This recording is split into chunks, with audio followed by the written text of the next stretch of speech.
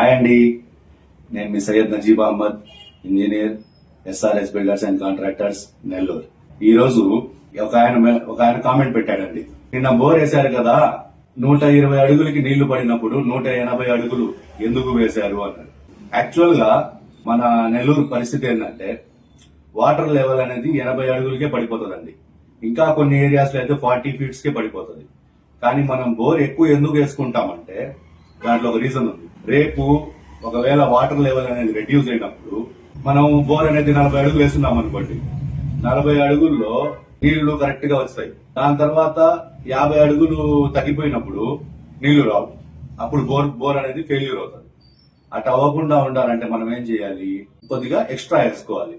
ఇప్పుడు for example 120 వేస్తున్నారు పక్కన సరౌండింగ్స్, వాళ్ళందరూ వాడి 120కి వాటర్ లెవెల్ వచ్చేసింది అనుకో, మనకు నీళ్లు రావు. అప్పుడు బోర్ అనేది ఫెయిల్యూర్ అయిపోతుంది. దానికి మనం అరికట్టాలంటే ఏం చేయాలంటే కొద్దిగా ఎక్స్ట్రా వేసుకోవాలి.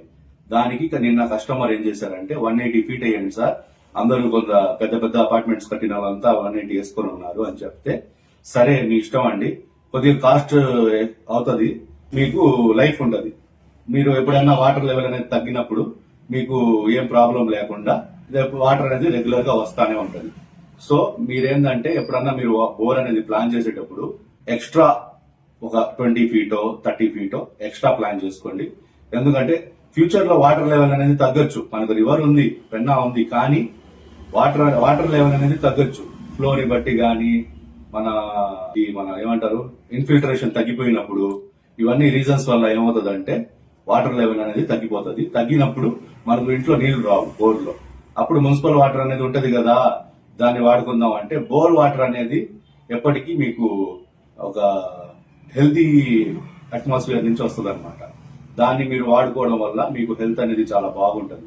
కొన్ని చోట్ల వచ్చి నీళ్లు కొద్దిగా బాగుండవు, శుద్ధ నీళ్లు వస్తాయి.